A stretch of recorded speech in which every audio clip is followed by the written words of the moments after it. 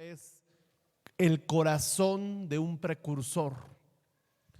Lucas capítulo 1, verso 17, dice la palabra: e irá delante de él con el espíritu y el poder de Elías, para hacer volver los corazones de los padres a los hijos y de los rebeldes a la prudencia de los justos, para preparar al Señor un pueblo bien dispuesto.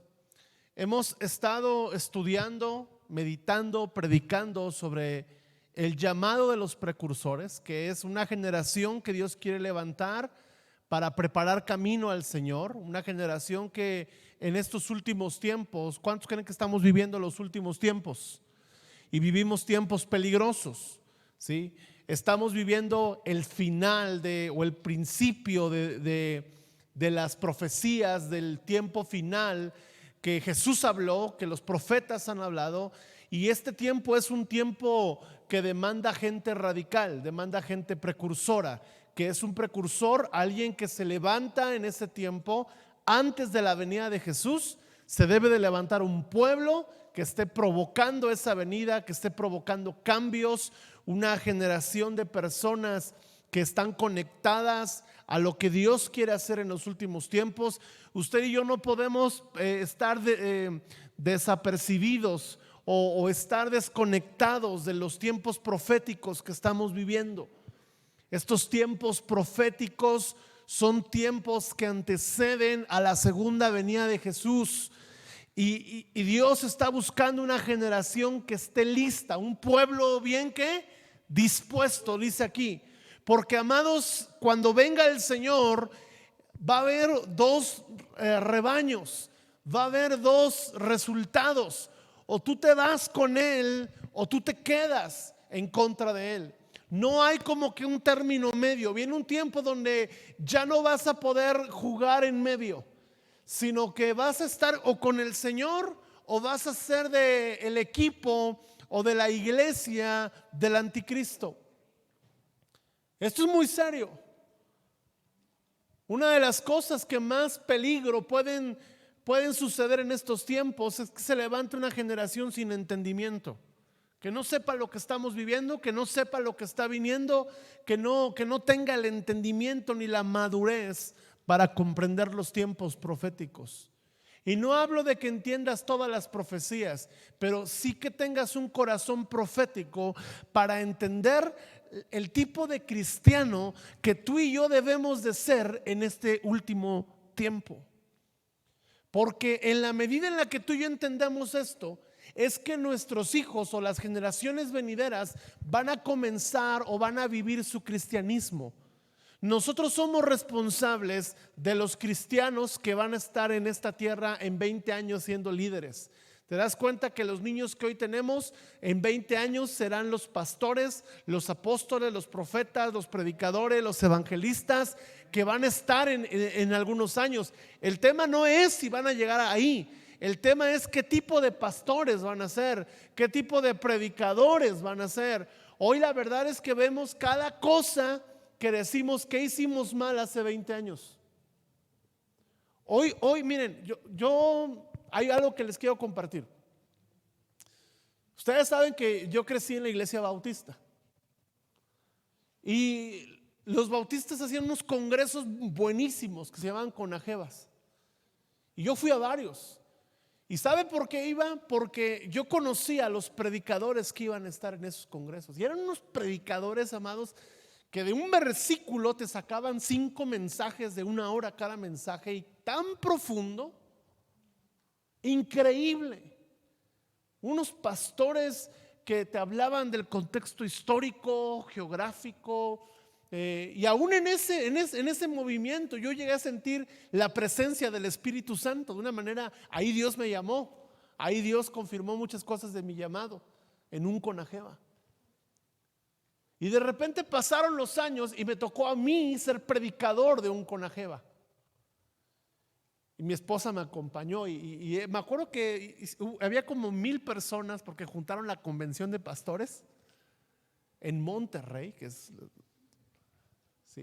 las iglesias más apegadas a la fe y orden. Y los jóvenes, y me dicen los jóvenes, queremos que ores por milagros, que ores por enfermos. Y prediqué el mensaje y recuerdo que había una generación de pastores jóvenes que nos estábamos levantando en aquel entonces con amor por la palabra, amor por los jóvenes.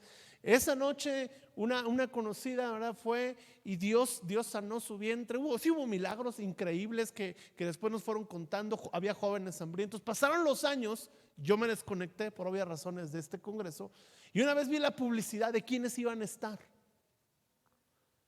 y me llevé una sorpresa de que pasaron los años y ya no estaban los predicadores homiléticos, ya no estaban los pastores que te daban unos mensajes que desafiaban tu razón, porque eran a veces y a veces a los jóvenes a mí me gusta predicarles elevado, porque pues son inteligentes, no son mensos.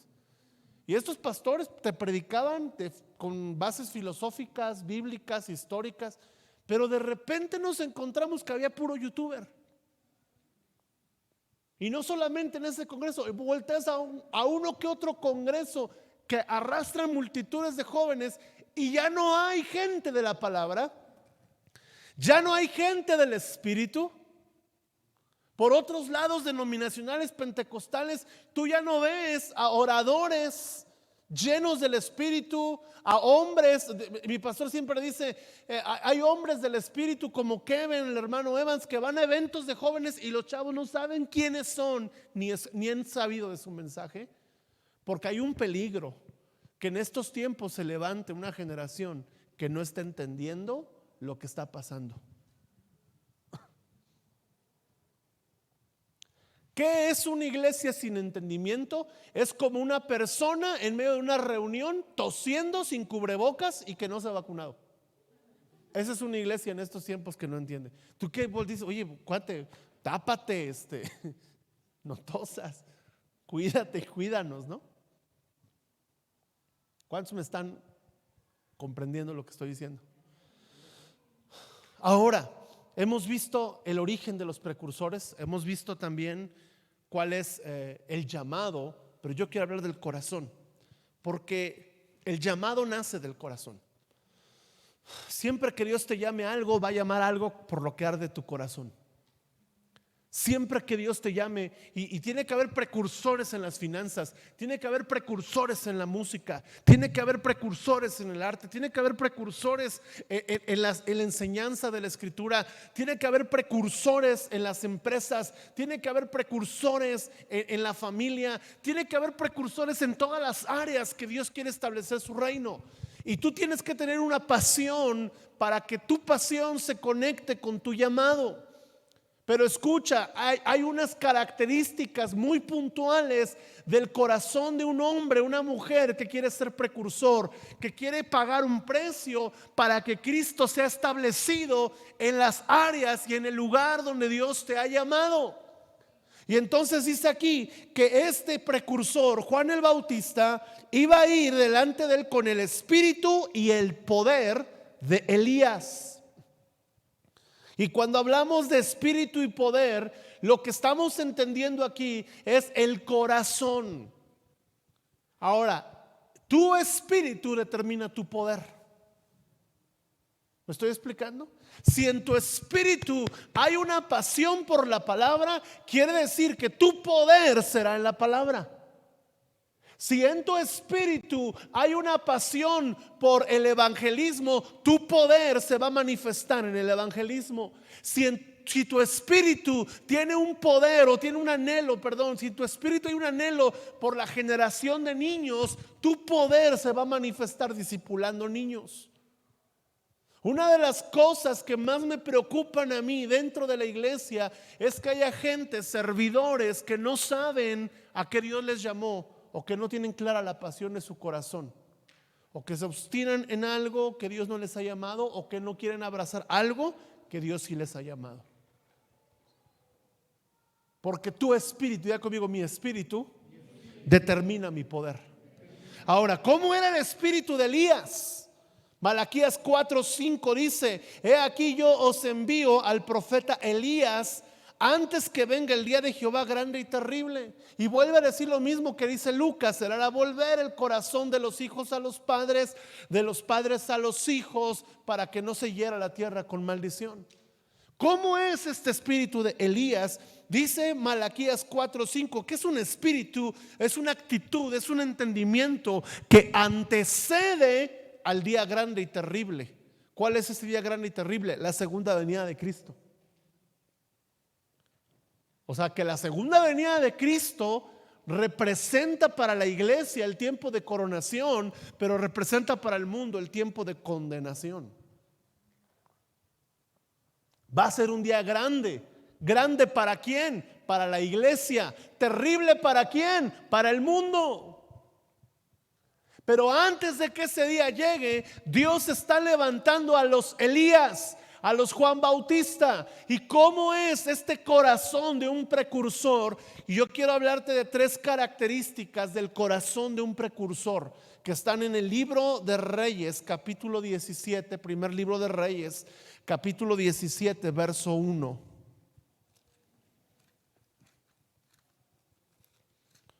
Porque escuche bien, el carácter de un precursor, el corazón de un precursor, es su espíritu.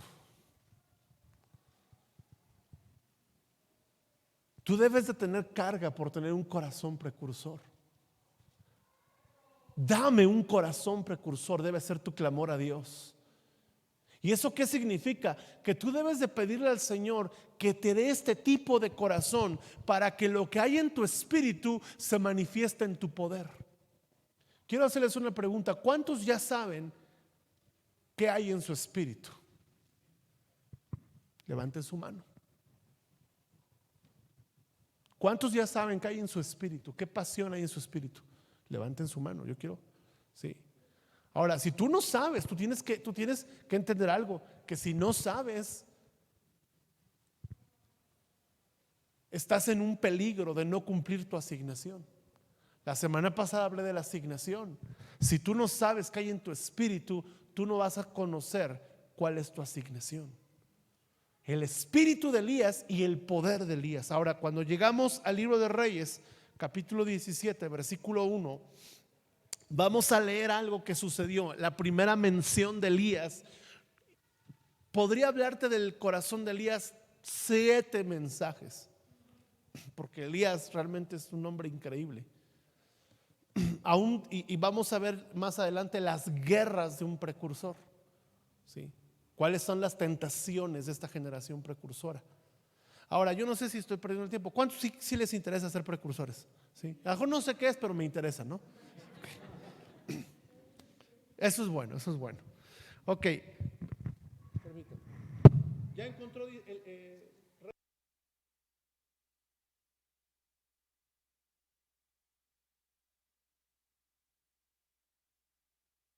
Entonces Elías Tisbita, que era de los moradores de Galaad, dijo a Acab: vive Jehová, Dios de Israel, en cuya presencia estoy, que no habrá lluvia ni rocío en estos años, sino por mi palabra.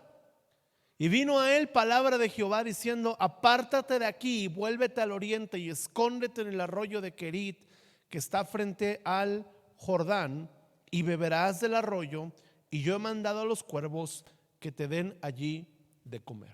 Solamente quiero centrarme en el versículo 1. Dice: Elías Tisbita era hijo de los moradores de Galaad. Dijo acá: vive Jehová de Dios de Israel, en cuya presencia estoy, que no habrá lluvia ni rocío en estos años, sino por mi palabra. ¿Cuál es el corazón de Elías? ¿Qué vemos en Elías? ¿Cuál era el carácter o el corazón de este precursor? ¿Por qué late el corazón de un precursor? Número 1, Elías era tisbita, que significa forastero. Forastero. Es decir, que no pertenece a cierto sistema. La primera característica del corazón de un precursor es que es un corazón apartado de este mundo. Es un corazón, escucha bien, que en algún momento ha logrado capturar el deseo de Dios,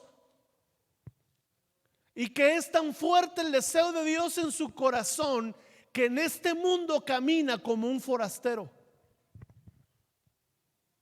En aquellos entonces, cuando una persona llegaba a un lugar y no era de ese lugar, se notaba. ¿Por qué? Por su vestimenta. Por eso tú ves en la Biblia que llegó un levita y le dijeron: hey, tú forastero. ¿Por qué? Porque no hablaba igual, no vestía igual y no comía igual. Había una marca en la vida de cualquier persona que no pertenecía a un lugar, que automáticamente daba un resultado: este es un forastero. Ahora, el corazón de un precursor es un corazón forastero de este mundo. Es un corazón que no vive para los deleites de este mundo. Es un corazón, escucha bien, que ni siquiera está medianamente interesado en la aprobación de este mundo. Hay una guerra que como creyentes vamos a enfrentar tarde que temprano. Si tú quieres ser un hombre, una mujer radical en tu caminar con Dios, tarde que temprano te vas a encontrar con una confrontación en tu corazón a través de otras personas que querrán hacer que tu fe se diluya, o que querrán verte negociando entre Dios y el mundo. No podemos, amados, no podemos vivir con nuestro corazón anclado a este mundo, a las cosas de este mundo. Un joven que quiere ser precursor, tarde o temprano se va a encontrar en la decisión de andar o no en yugo desigual. Un hombre que quiere ser precursor, tarde o temprano va a enfrentar a los compañeros del trabajo, las presiones de la familia, las tentaciones del mundo. Porque sabes, hay algo que es bien interesante. Todo precursor, en cualquier momento, Dios lo va a hacer forastero de su círculo en el que vive. Y eso no nos gusta, porque tenemos bien arraigado muchas cosas de nuestra cultura. Dios, ¿qué le dijo a Abraham? Es el precursor de la fe. ¿Y qué le dijo Dios a Abraham? Apártate, vete de la casa de tu padre, de la tierra de tu parentela, a la tierra que yo te mostraré. O sea, le está diciendo Dios: corta con tu familia. Mire, le voy a decir, una de las cosas que manifiestan el espíritu precursor es el matrimonio. Porque ¿qué es el matrimonio? Por tanto, dejará el hombre y se unirá a su mujer. Cuando un matrimonio cristiano, una persona cristiana piensa que ya casado o casada es más importante sus padres que su esposa, esa persona no está caminando como forastero. A los padres se les honra, pero con el cónyuge se está unido. A la mamá, de la mamá nos cortan el cordón, pero con el cónyuge, ¿qué pasa? Se une un nuevo cordón de 3 dobleces.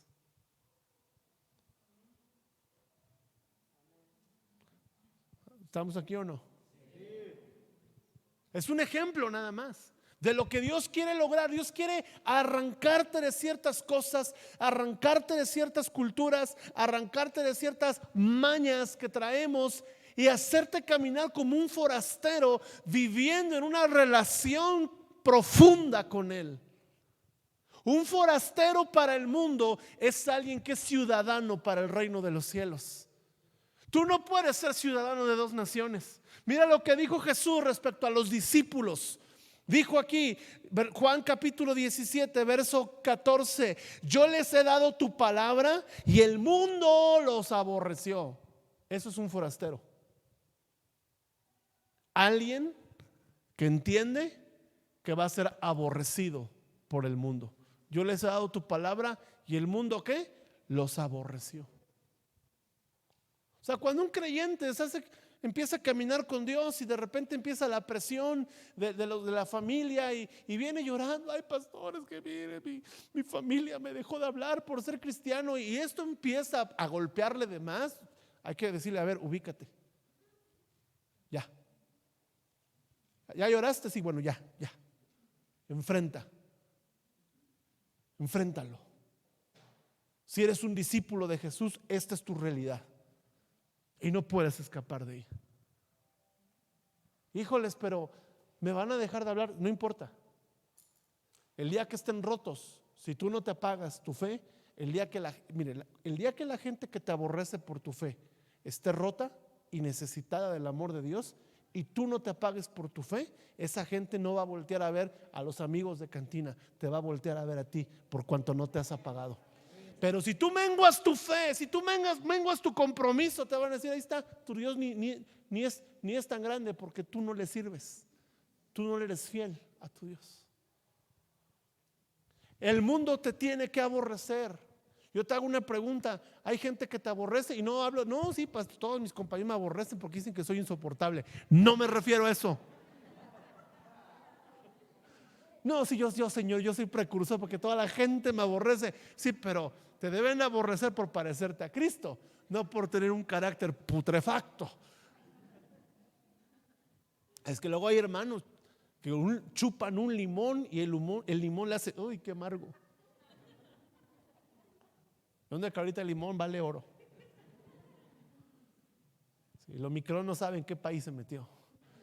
Te metiste al país equivocado, donde hay limón con miel y jengibre y eso sana todo. No son del mundo, como tampoco yo soy del mundo.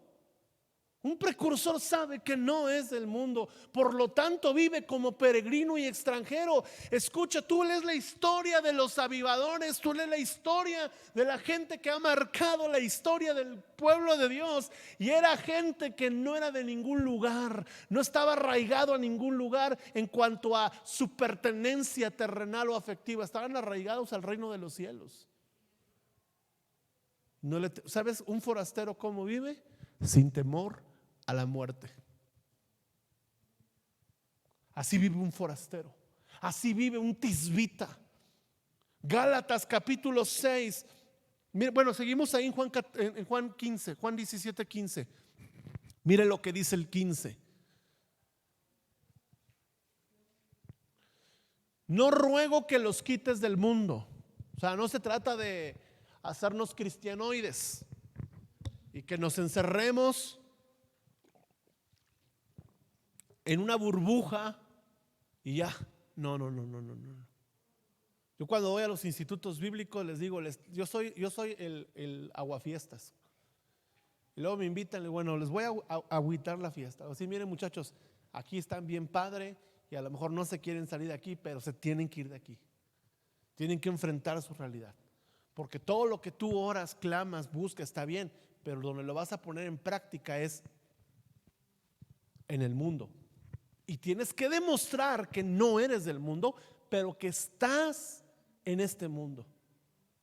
Diga conmigo, yo no soy de este mundo. Parezco extraterrestre. Algunos los veces no, sí, me queda claro que no son de este mundo. Es cierto.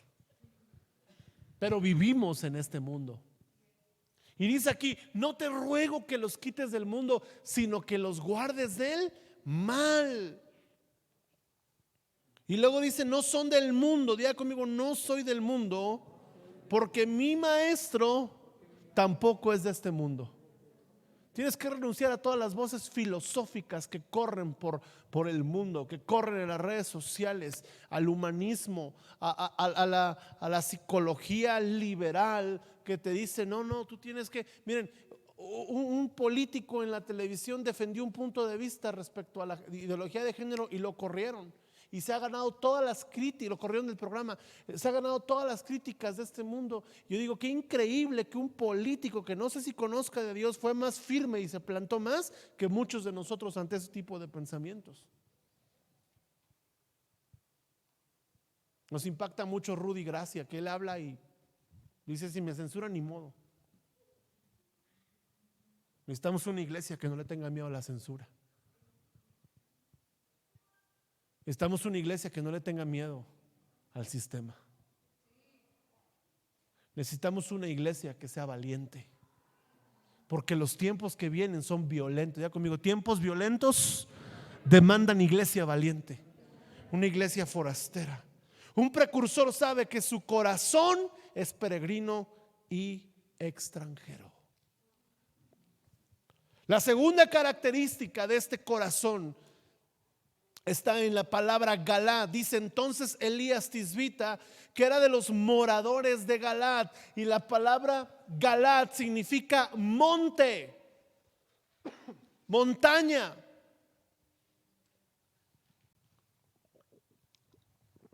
Y en la Biblia vemos el monte o vemos la montaña como una señal de discipulado. Por lo tanto, la segunda característica de un corazón precursor es que el precursor tiene corazón de discípulo. ¿Leyeron el TCD en la semana? A ver, voy a hacer la misma pregunta, voy a venir a la pastora que no conteste. ¿Leyeron el TCD en la semana? Si tu salvación dependiera del TCD,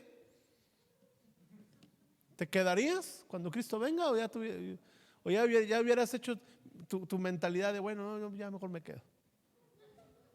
O ya tendrías las maletas listas para cuando Él venga. ¿Cuántos anhelan que Él venga? Pero para eso necesitas ser un discípulo. La montaña nos habla de discípulo. ¿Cuántos leyeron su TCD? Una reflexión de un hombre que habla de Jesús dice. Y él habla de que juega con sus hijos a Simón. Simón dice, quiero que levanten la cocina. Y iban los niños y levantaban la cocina. Simón dice, quiero que los niños jueguen a levantar su recámara. Y ahí van. Y él dice, ¿qué pasa si nos hacemos lo mismo? Y decimos, Jesús dice. Y comenzamos a ser discípulos del Señor y investigamos quién es el autor. Descargamos el libro, lo estamos estudiando mi esposa y yo, porque tiene unas cosas sobre el discipulado increíbles que queremos aplicar en la iglesia. Porque algo que tenemos que entender es que tú no solamente debes de venir a tomar un discipulado, sino tú tienes que salir de aquí a ser discípulos. Y para que tú hagas discípulos necesitas ganar almas. Nuestra tarea es entrenarles a ustedes como precursores para que ganen almas y las discipulen. Yo les decía la otra vez, no me vuelvan a traer una persona nueva. Me dice, ahí se le encargo, pastor. Usted, diga conmigo, yo tengo que discipular a otros. Ahora esto demanda que tu vida sea congruente con tu mensaje. ¿Por qué digo que Galad representa el discípulo? La montaña representa el discípulo. Mateo capítulo 5 verso 1, acompáñeme ahí.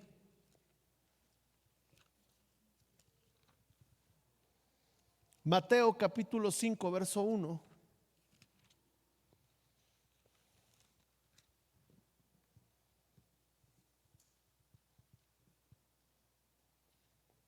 Dice, viendo la multitud, subió al monte. Viendo la multitud, ¿qué hizo? Subió al monte. Y sentándose, vinieron a él sus discípulos y abriendo su boca les enseñaba. Y lo que vamos a ver después en Mateo 5 es el estilo de vida de un precursor. Mateo 5, el sermón del monte, es el estilo de vida de un precursor. Pero cuando habla del monte, escuche bien, cuando habla del monte, habla de que Jesús lo que hizo fue que trajo al monte a sus discípulos. Trajo al monte a aquellos, no a la multitud. La multitud estaba en la zona de confort. La multitud estaba en donde estaban los milagros. La multitud está donde se multiplica el pan. La multitud está donde los enfermos son sanados. Pero los discípulos están cuando suben el monte. Subir el monte, Galad significa el monte. Espero me esté conectando las ideas. Galad significa el monte. Y Jesús dice, los discípulos son aquellos que suben al monte.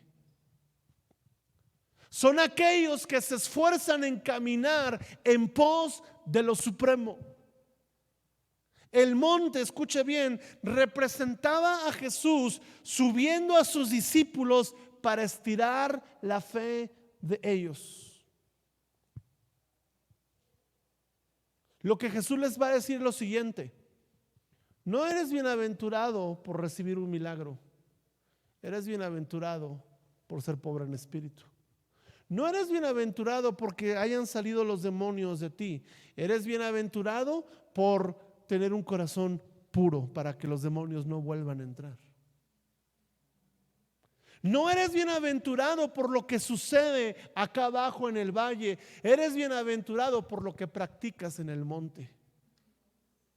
En el monte es donde Jesús les dio las claves del reino, es donde Jesús les decodificó el reino para sus discípulos. Por eso les hablaba por parábolas, para que los que no estaban en el monte se confundieran más. No pasa que cuando no eres creyente o no eres muy maduro lees una parábola y lo único que entiendes es que no entiendes nada. Pero cuando eres discípulo y comienzas a caminar con Dios, comienzas a desarrollar una fe más intencional, las parábolas, los misterios del reino te comienzan a ser revelados. ¿Por qué? Porque estás subiendo el monte. Sentándose. En la cultura hebrea, el rabino no enseña parado, enseña sentado. Lo que les está diciendo Jesús al sentarse es: si ustedes están subiendo este monte conmigo, es porque a partir de ahora van a hacer lo que yo les digo. ¿Qué montes tienes que subir? La Biblia nos habla del monte de la santidad. Salmo capítulo 24 nos enseña el monte de la santidad. Dice: ¿quién subirá al monte del Señor? ¿Y quién estará en su lugar santo? El limpio de manos, de corazón puro, que no ha elevado su alma a cosas vanas y no ha jurado con engaño. Tal es la generación que buscan el rostro de Dios de Jacob. Subir al monte, escucha bien, es subir a un monte, al monte de la santidad. Y ese es el corazón de un precursor. ¿Cómo va tu discipulado en santidad? Nuestra santidad debe de crecer desde el día que nos convertimos hasta el último día de nuestras vidas. Debe de haber una diferencia abismal. Ese es el propósito de Dios: hacernos santos. Santidad no es algo apartado de un creyente, de un discípulo. Santidad es el camino para ser discípulo. No es que la santidad es la meta del discipulado, es el camino al discipulado. Porque sin santidad nadie verá al Señor.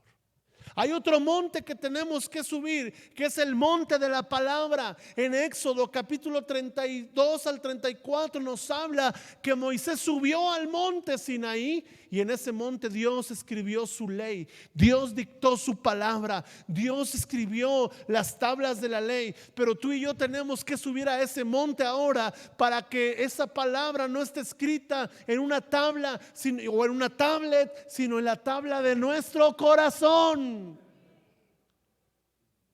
¿Cómo vas a lograr que la palabra esté escrita en tu corazón? A través del discipulado. Hoy escuchábamos en una sesión al hermano Roberto Evans y nos decía cómo podemos, y esto lo oramos en la mañana, cómo podemos lograr tener una mayor comprensión del amor de Dios. Y decía: sí, hay momentos donde el Espíritu Santo viene, pero la única manera en la que tú puedes tener una comprensión de algo en el reino de los cielos es cuando te metes a la palabra. Los momentos más importantes de tu vida no deben ser los momentos bajo una administración del Espíritu, que son momentos buenos, que potencializan algo. Pero esos momentos de administración pueden perderse si tú no los sostienes con momentos en la palabra. ¿Lo estoy explicando? Hay gente que viene aquí, los profetas les dan palabra y dices, wow, gloria a Dios, y no vuelven a venir hasta que viene otro profeta. No están en discipulado, no están en Zoom de oración, no están en escuela bíblica dominical, que estamos orando para que comience esto, no están en las reuniones, no están entre semanas, no están en los discipulados, no están. Pero cuando viene el momento de la unción quieren estar, y está bien, deben de recibir, pero toda palabra profética que tú recibes la sostiene tu discipulado. Si no, se pierde. El peligro es que si tú recibes una palabra profética y no la sostienes con el discipulado, cuando tú llegues delante de Dios, tú le vas a tener que dar cuentas de cada palabra que salió de tu boca, pero también de cada palabra que salió de su boca para ti y que no se cumplió. Porque Dios es celoso con su palabra. No volverá a mí vacía. Entonces, si tú haces vacía la palabra, te estás metiendo en una camisa de 11 varas. Que Dios es celoso de su palabra. Y un precursor es celoso de las palabras recibidas. Quiero terminar, porque si yo sigo predicando de esto, pues pueden dar las 12 de la noche.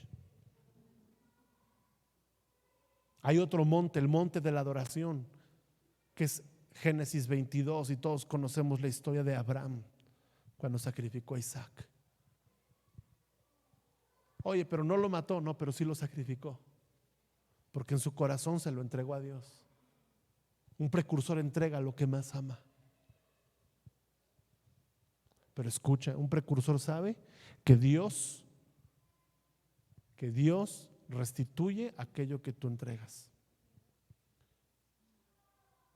Dios se regocija en lo que tú le das. La tercera marca de un corazón precursor, la tercera característica, es un corazón que confronta. Ahí mismo en el versículo 1 del capítulo 17, si no lo ha perdido.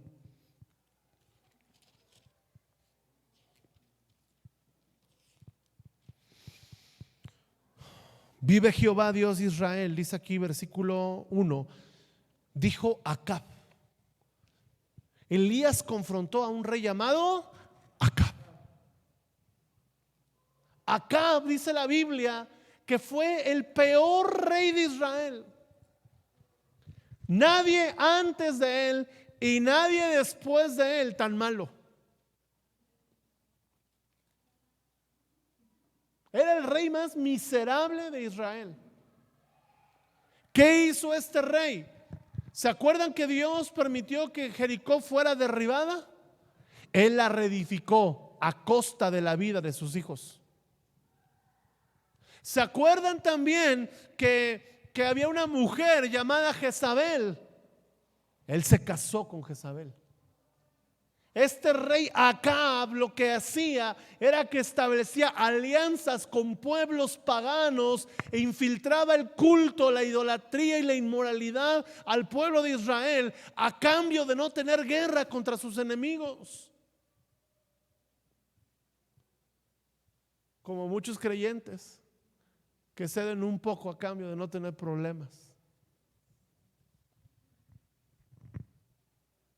Acab representa el sistema más perverso que tú puedes imaginar, porque estaba bajo la manipulación de una mujer llamada Jezabel. ¿Y sabes qué significa Jezabel? La consentida de Baal. O sea, el tipo Acab estaba hechizado por una cultura diabólica, una cultura secular. Ahora, el diablo no va a venir disfrazado de vampiro, así tipo el doctor Morbius de Marvel, ¿verdad? No va a venir así. A veces el diablo viene a través de un sistema que a ti te parece normal. Pero Elías es la tercera característica, un corazón que confronta. Elías era un hombre que confrontó a Acab. ¿Qué significa Acab? Miren lo que significa Acab. Uno que se parece al padre, pero que no es el padre. Es decir, Acab representa algo que proféticamente se llama una contravoz. Hay contravoces que nos rodean, hay contravoces que nos persiguen, hay contravoces que nos quieren rendir, hay contravoces que luego quieren pesar más que la voz del Espíritu Santo. Pero un precursor se levanta, distingue esa voz y la confronta. ¿Cómo la confrontó Elías? Mira cómo la confrontó. ¿Qué le dijo a Acab? Vive Jehová, Dios de Israel, en cuya presencia estoy. ¿Cómo se confronta esa voz? Viviendo en la presencia de Dios, viviendo bajo la unción del Espíritu, viviendo bajo el dominio del Espíritu Santo. No hay otra manera, amados, de contrarrestar las voces, las iniquidades, las transgresiones, las maldiciones generacionales que pueden venir a nuestra vida, el entorno del mundo. La única manera de contrarrestar eso es viviendo cada día rodeado e impregnado de la presencia del Espíritu Santo, en una vida sometida a Dios. ¿Quieres que un mensaje suene chocante para la gente? Háblales de sumisión. ¿Quieres darte cuenta quién está gobernado por el espíritu de Acab? Háblale de someterse a la autoridad. Y tú vas a ver eso. Elías dice: vive Jehová en cuya presencia estoy. Elías sabía, escucha bien, Elías conocía al Dios al que servía. Elías sabía que Acab servía a dioses muertos. Oye, pero es que Baal hacía cosas. Sí, Satanás hace cosas. Mire, yo conocí una persona que se metió en el satanismo así bien gacho, y que él con la mente movía cosas. Pero un día nos dijo: no era la mente, eran demonios que movían las cosas que yo decía. Satanás tiene poder, sí tiene poder, pero de Satanás no es el reino, no es la gloria, ni el poder para siempre. Hay un poder más alto que el del enemigo. Él es el príncipe de un cosmos, Él es el príncipe de este mundo, Él es el príncipe de este sistema, pero Dios es el Rey de reyes y Señor de señores. Satanás es príncipe de este mundo, pero de Jehová es la tierra y su plenitud. Tú y yo tenemos que saber de qué lado estamos y confiar que aunque el cosmos se corrompa más, tú y yo estamos del equipo que al final de la batalla va a permanecer. Y tenemos que confrontar las tinieblas. Ahora, esto no significa andar juzgando a todo mundo por sus pecados. Las primeras tinieblas que tienes que confrontar y los primeros pecados que tienes que señalar son los propios. Porque si tú logras esto, tú vas a marcar una diferencia. Cuando tú eres radical contra tus propios pecados, vas a poder ser un medio de gracia para un pecador. Porque no hay nada más glorioso, ni nada más, ni nada que avergüence más al sistema de este mundo que un pecador arrepentido, restaurado, regenerado y lavado por la sangre de Jesús. Un día me comentó Suyín algo. Si puedes pasar, Brenda.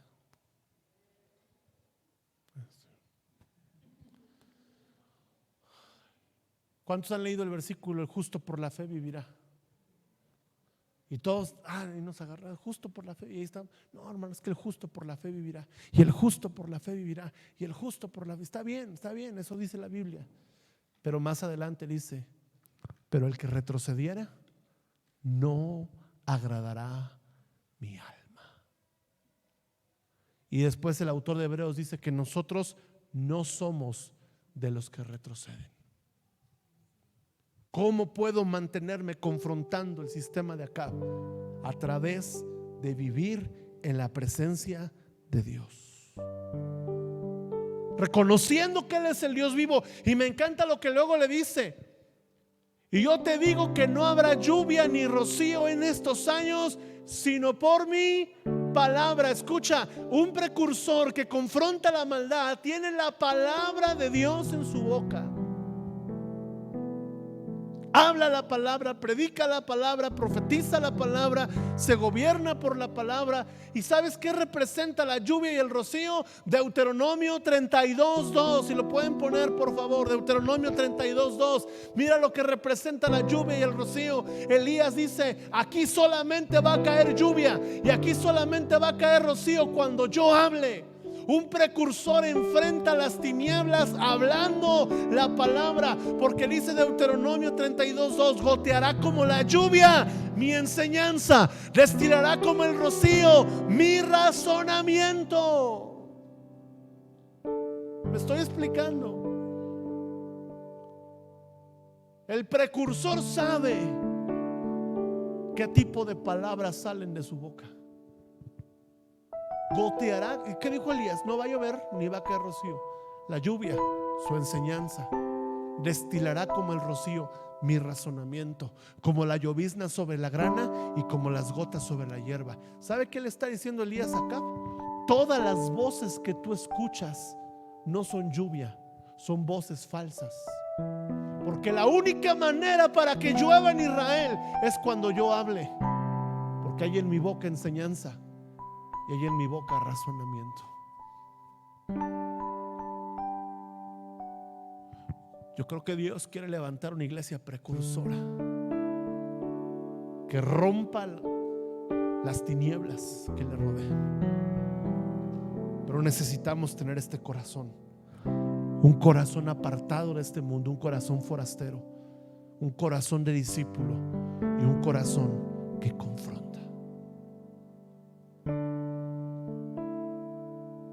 Póngase de pie.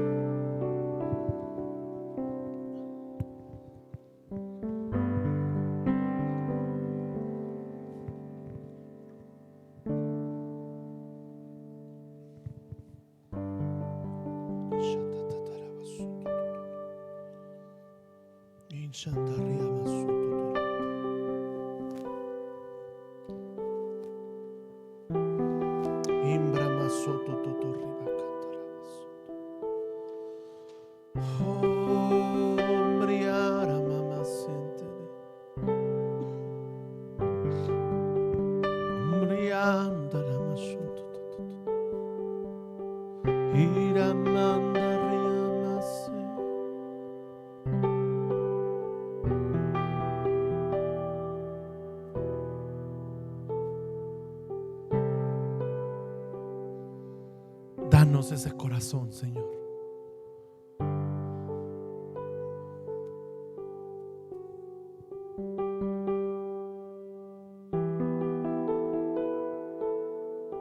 Si puede pasar todo el equipo de adoración, por favor. Rápido, rápido, rápido. Porque vamos a levantar un clamor esta noche. Danos este corazón.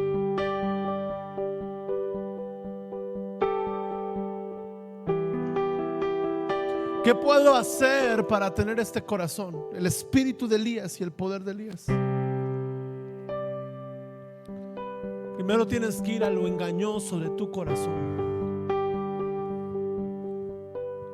¿Sabes qué es el corazón engañoso? ¿Cuál es una de sus primeras o más básicas manifestaciones? Es un corazón que justifica su pecado, justifica su inmadurez, justifica su falta de compromiso. Ese corazón está engañado. Si queremos recibir el corazón precursor, necesitamos despojarnos de nuestro corazón engañoso. Y yo quiero invitarte que por unos minutos tú estés ahí levantando tus manos, levantando tu voz. No son tiempos para murmurar la oración, son tiempos para orar en serio. Y le diga: Señor, examina. Arriba. examina mi corazón y ve que hay en mí. Ve que hay en mí, Señor, que ha perdido la esencia.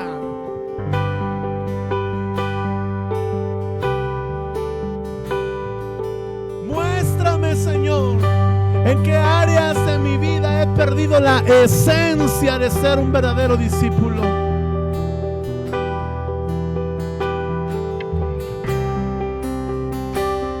Dame limpio corazón. Dame limpio corazón, examíname. Oh, ricaria machata, rima, mamá, manere. Ubria, maria, mane.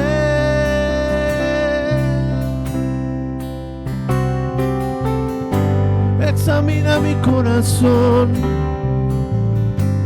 Y si empiezas a encontrar que hay áreas de tu corazón que han perdido la esencia, mira, el Espíritu Santo, restáurame esta noche. Vuélveme a ti.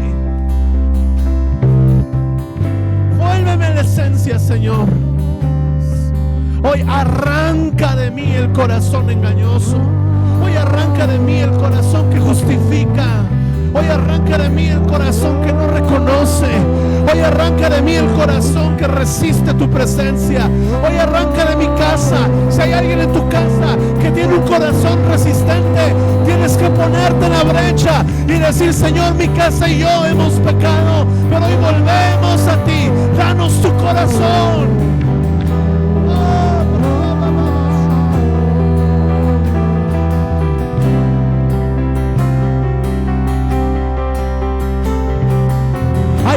Hay algo que el Espíritu Santo quiere tocar.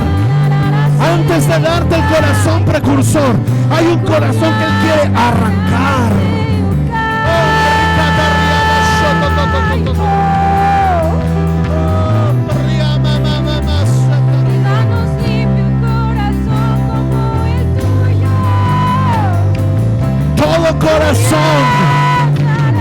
Todo corazón endurecido, arráncalo, Señor.